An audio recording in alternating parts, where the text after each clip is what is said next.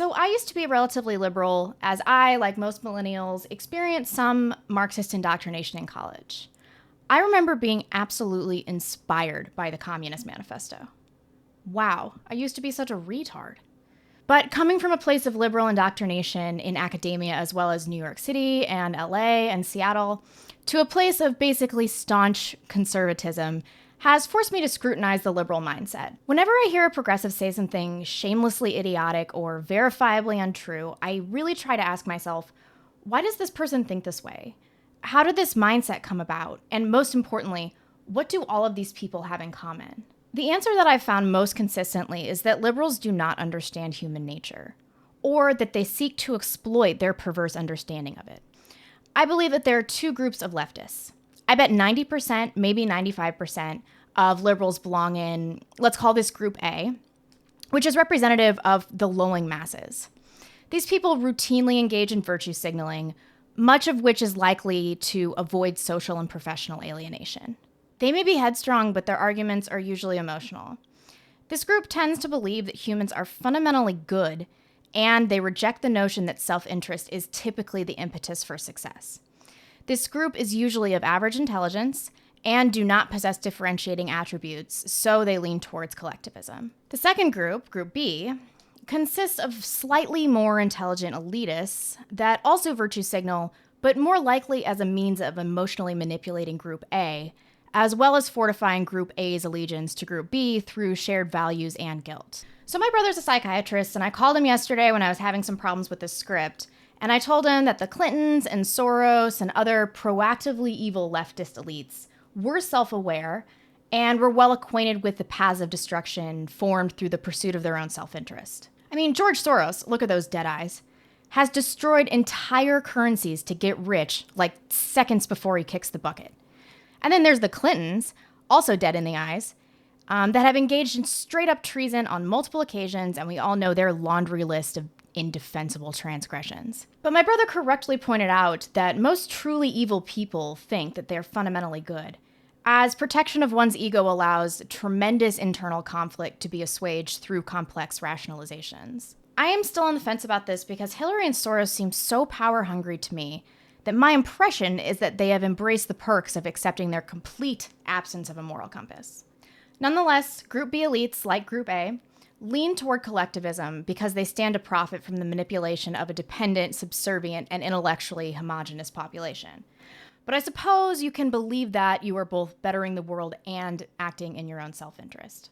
Irrespective of intent, you can look at leftist policies and see that fundamentally, the biggest policy failures reject the reality that people respond to incentives.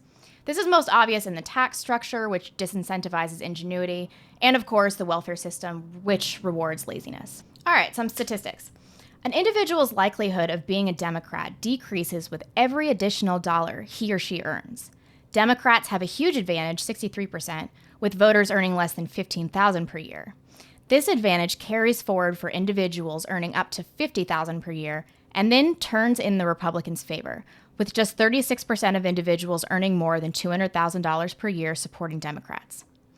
The median household income in the United States is $49,777, right near the point where Democratic advantage disappears and the Republicans take over.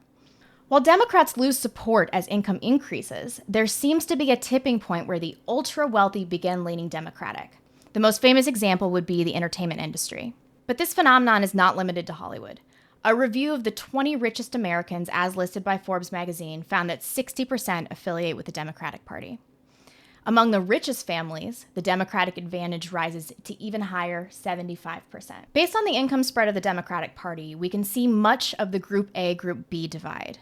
The majority of the lowest income group is liberal, likely due to government dependence, up until the point of self-sufficiency, which is around $50,000, which is the same point of income that voters become majority conservative. Republicans have the advantage until you get to levels of ultra wealth, when again, the demographic becomes majority liberal. So this philosophy appeals mostly to people that need government to survive, and people so rich that they're insulated from financial burdens that tend to bog down the much more conservative middle class. Okay, why does this matter? Why should we bother understanding the intentions and demographics of the left? I think that understanding the composition of the left and their mindset can help us restructure and reset our political system. While there is corruption across the board, our main concern right now is fighting cultural Marxism. We know that Group A is sensitive to social alienation. We also know that they have socialist leanings and, in part, operate intellectually as part of a collective, like the fucking Borg. So they are largely informed by the corrupt Group B, but if Group B did not exist, what would become of Group A? Like any good codependent, separation from your source of stability as well as information will lead to an adoption of the new characteristics and beliefs held by whatever the replacement is. There was this episode of Star Trek: The Next Generation where a Borg is separated from the collective, and as a result, it increasingly adopts human individuality. Oh, nerdy, I should edit this out. Changing the mainstream narrative to reflect what people really think and believe will recapture and hopefully rewire Group A, who would adapt because they would not want to be socially or intellectually alienated in an America where the narrative was conservative traditionalism. And this is why the alternative media is so important. They espouse the viewpoints of middle America, which the regressive left has been shouting down for decades. I will be back tomorrow with some ideas of how your average American can contribute to the destruction of modern-day progressivism, using what we know about them and what we discussed today. So thank you, folks, and I will see you soon.